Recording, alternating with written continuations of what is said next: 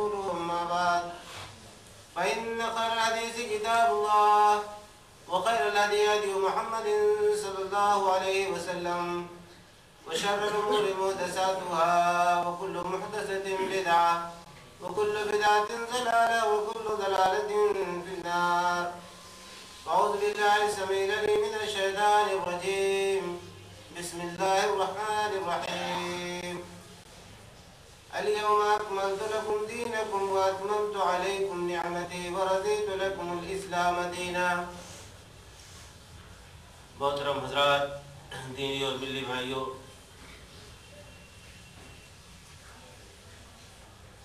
عربی کیلنڈر کا پہلا مہینہ جسے ہم محرم الحرام کے نام سے جانتے ہیں، اس کا آغاز ہو چکا ہے۔ شریعت اسلامیہ کا سب سے بڑا امتیاز یہ ہے کہ اس نے دین کو پورے طور پر واضح کر کے بیان کیا ہے اور مسلمانوں کی پوری طور پر رہنمائی فرمائی۔ شک و شبہ یا کنفیوژن یا یہ بھی ہو سکتا ہے، یہ بھی ہو سکتا ہے، اس قسم کی کیفیت یا اس قسم کی صورتحال اسلام میں نہیں۔ بعض مسائل کے حوالے سے، فقہی مسائل کے حوالے سے یہ بات یقین سے کہی جا سکتی ہے اور صحیح بھی ہے کہ بسا اوقات اللہ کے نبی صلی اللہ علیہ وسلم نے بعض مسائل کے دونوں پہلوؤں کی طرف اشارہ فرمایا، یہ بھی کہا کہ یہ صحیح ہے۔ کبھی آپ نے دوسری مرتبہ کوئی کام کیا، اس کے اپوزٹ کیا، جس سے یہ پتہ چلتا ہے کہ وہ بھی صحیح۔ یہ ساری چیزیں ریکارڈ پر موجود ہیں۔ دین دو حصوں میں تقسیم کیا جا سکتا ہے دین کو، ایک تو عقیدے کے مسائل ہیں اور دوسرے عبادات اور معاملات کے مسائل، جسے اصول الدین ہم کہتے ہیں کہ دین کی بنیادیں۔ دین کی بنیادوں میں اللہ تعالیٰ پر ایمان، اللہ کے وجود پر ایمان، ایک اللہ واحد پر ایمان، رسالت پر ایمان، آخری رسول پر ایمان اور آخری رسول کی عصمت اور ان کی امامت پر ایمان، اسی طرح سے آخرت پر ایمان۔ یہ دین کی وہ بنیادیں ہیں کہ جن کو اگر ایک مسلمان تسلیم نہیں کرتا تو وہ دائرہ اسلام میں داخل ہی نہیں ہوتا۔ ان کو تسلیم کرنے کے بعد ہی کوئی شخص دائرہ اسلام میں آتا ہے اور پھر اسلام کو سیکھتا ہے، جتنا سیکھتا جاتا ہے اس پر وہ عمل کرتا ہے۔ آپ نے کتابوں میں پڑھا ہوگا، علماء سے یہ تقریریں میں سنی ہوگی آپ نے کہ صحابہ کرام کا مقام اسلام میں بہت بلند ہے، اور یہ صحابہ کرام کی عظمت اور ان کی صداقت اور ان کی صدیقیت اور ان کا عدل کہ وہ دین کے معاملے میں عادل ہیں، اس بات پر تمام امت کا اتفاق، اور یہ اس وجہ سے کہ اللہ تعالیٰ نے اپنے آخری نبی کی صحبت کے لیے، اپنے آخری نبی کا ساتھی بننے کے لیے جن افراد کو منتخب فرمایا وہ دنیا کے انتہائی بہترین اور منتخب افراد،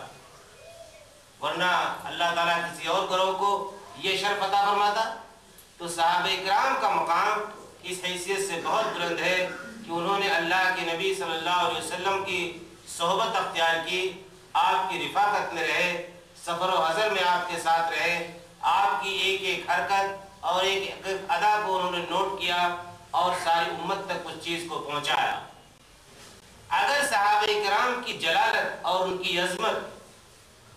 شبہے کا شکار ہو جائے، مشتبہ ہو جائے، تو پھر پورا اسلام مشتبہ ہو جاتا ہے۔ یعنی اگر کوئی شخص یہ کہے کہ خلفائے راشدین، خاص طور سے خلفائے ثلاثہ، نعوذ باللہ من ذالک، نبی اکرم صلی اللہ علیہ وسلم کی وفات کے بعد دین اسلام سے پھر گئے تھے، یا صحابہ کرام کی ایک بڑی تعداد دین اسلام پر باقی نہیں رہ گئی تھی، تو پھر کس اسلام پر آپ ایمان رکھیں گے، کس اسلام کو آپ سمجھیں گے اور کس اسلام پر آپ عمل کریں گے؟ کیونکہ نبی اکرم صلی اللہ علیہ وسلم کی تمام باتیں، آپ کے تمام ارشادات اور تمام فرامین انہی صحابہ کرام کے چینل سے ہو کر کے ہم تک پہنچے۔ اگر یہ شروع کا چینل ہی مشتبہ ہو جائے اپنی طرف سے نوز باللہ کچھ اور ملا کر کے آگے بڑھا دیا تو پورا دین شبہے کا شکار ہو جاتا ہے۔ اہل سنت والجماعت کے الفاظ آپ سنتے ہوں گے، یہ وہ گروہ ہے جو اس بات پر عقیدہ اور ایمان رکھتا ہے کہ صحابہ کرام عادل ہیں، ان کی عظمت تسلیم شدہ ہے اور ان کی ایمانداری پر، ان کی دینداری پر کسی طرح کا کوئی شبہ نہیں کیا جا سکتا۔ ائمہ کرام کے درمیان بھی یہ چیز متفق رہ رہی، اور ائمہ کرام کا حوالہ میں اس وجہ سے دینا چاہتا ہوں کہ مسلمانوں میں بہت سارے لوگ، کوئی امام حنیفہ رحمۃ اللہ علیہ کی تقلید کا قائل ہے، کوئی امام شافعی کی تقلید کا قائل ہے، کوئی امام احمد بن حنبل کی تقلید کا قائل ہے، کوئی امام مالک کی تقلید کا قائل ہے۔ یہ تمام ائمہ کرام اس بات پر متفق ہیں کہ صحابہ کرام کی عظمت پر یا ان کی عدالت پر کوئی شبہ نہیں کیا جا سکتا۔ امام احمد بن حنبل کے سامنے کسی نے یہ بات کہہ دی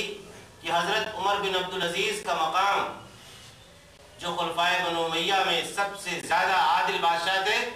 ان کے بارے میں یہ بات کہہ دی کہ ان کا مقام حضرت امیر معاویہ رضی اللہ تعالیٰ عنہ سے بڑھا ہوا ہے۔ حضرت امیر معاویہ رضی اللہ تعالیٰ عنہ نبی اکرم صلی اللہ علیہ وسلم کے صحابی، کاتب وحی اور اسلام کے خلیفہ، ان کے بارے میں ان کے سامنے یہ بات کہہ دی کہ عمر بن عبدالعزیز سے ان کا مقام بڑھا ہوا ہے۔ امام احمد بن حنبل کو بہت غصہ آیا، انہوں نے کہا کہ حضرت امیر معاویہ رضی اللہ تعالیٰ عنہ کی سواری کی ٹاپوں سے، یعنی کھر سے جو گرد اڑی ہے، اس گرد کو بھی نہیں پہنچ سکتے عمر بن عبدالعزیز۔ تو صحابیت کا شرف اور صحابیت کی عظمت وہ عظمت ہے کہ جس کے سامنے ساری عظمتیں ہیں۔ یہ محرم کا مہینہ ہے، اس میں آپ جانتے ہیں کہ اہل سنت کا ایک بڑا گروہ نہ معلوم کیسے اس شبہ میں مبتلا ہو گیا کہ حضرت حسین رضی اللہ تعالیٰ عنہ کی شہادت کا معاملہ بھی ہمارے عقیدے سے یا ہمارے ایمان سے یا ہمارے اسلام سے جڑا ہوا ہے۔ اگر اس کو ہم تسلیم نہ کریں تو ہمارا اسلام کہیں مشتبہ ہو جاتا ہے۔ حالانکہ 60 سال کے بعد یہ واقعہ پیش آیا، اسلام مکمل ہو گیا، نبی اکرم صلی اللہ علیہ وسلم کے ذریعے سے تمام اصول متعین کر دیے گئے، تمام فرعی مسائل اللہ کے نبی صلی اللہ علیہ وسلم نے بیان فرما دیے، جزئی مسائل کی آپ نے تفصیلات بیان فرما دی۔ جب اسلام مکمل ہو گیا تو 60 سال 65 سال کے بعد پیش آنے والے ایک حادثے اور واقعے کا اسلام کے عقیدے سے اور اس کے ایمان سے کیا تعلق ہو سکتا ہے؟ وہ ایک اتفاقی حادثہ، اور اس قسم کے اتفاقات اور حادثات اسلام کی تاریخ میں بھرے پڑے۔ نبی اکرم صلی اللہ علیہ وسلم کے ساتھ صحابہ کرام کی پہلا غزوہ، جسے غزوہ بدر کے نام سے آپ جانتے ہیں، کہ اس میں اللہ کے نبی صلی اللہ علیہ وسلم نے سجدے میں سر رکھ کر کے یہ دعا مانگی کہ اے اللہ، اگر آج یہ مٹھی بھر جماعت ہلاک ہو گئی تو پھر قیامت تک تیری عبادت نہیں ہو سکتی۔ اس میں 14 صحابہ کرام شہید ہوئے۔ آج کون نام جانتا ہے ان کا؟ یہ اسلام کے دفاع کی پہلی جنگ جس میں 14 صحابہ کرام شہید ہوئے، آج امت ان کے ناموں سے بھی واقف نہیں ہے۔ کیا ان کا خون رائے گا چلا گیا؟ ان کی یاد بنانے کے لیے ہمارے پاس وقت نہیں ہے۔ اسی طرح سے اسلام کی دوسری جنگ غزوہ احد، جس میں حضرت امیر حمزہ رضی اللہ تعالیٰ عنہ شہید ہوئے، جن کو خود اللہ کے نبی صلی اللہ علیہ وسلم نے سید الشہداء کا لقب عطا فرمایا، ان کی یاد آج کون مناتا؟ تو واقعہ یہ ہے کہ اللہ کے نبی صلی اللہ علیہ وسلم نے نہ خود یاد منایا اور نہ یاد منانے کی آپ نے تلقین کی۔ غزوہ بدر کے بعد آپ 8 سال تک زندہ رہے مدینہ منورہ میں، 8 کا نام مرتبہ، 18 رمضان کا نام موقع آیا، لیکن آپ نے کبھی اس کی یاد نہیں بنائی۔ غزوہ احد کی تاریخ 8 سال تک آتی رہی، لیکن اللہ کے نبی صلی اللہ علیہ وسلم نے کبھی اس کی تلقین نہیں فرمائی، نہ صحابہ کرام کو جمع کیا کہ آج ہی کی وہ تاریخ تھی جس میں بدر کی لڑائی پیش آئی تھی، آج ہی کی تاریخ تھی جس میں احد کی لڑائی پیش آئی تھی، آؤ ان کی یاد میں ہم کچھ تعزیت کر لیں یا بیٹھ کر کے کیا نام ہے ان کی یاد کو تازہ کر لیں اور ان کے غم میں آنسو بہا لیں۔ اللہ کے نبی صلی اللہ علیہ وسلم نے تو جو بات بیان فرمائی وہ یہ کہ جو عورت اللہ پر اور آخرت کے دن پر ایمان رکھتی ہے، اس کے لیے قطعاً جائز نہیں ہے کہ کسی مرنے والے پر 3 دن سے زیادہ غم منائے، الا یہ کہ کسی عورت کے شوہر کا انتقال ہو گیا ہو تو وہ 4 مہینے 10 دن تک سوگ منائے گی۔ یہ اللہ کے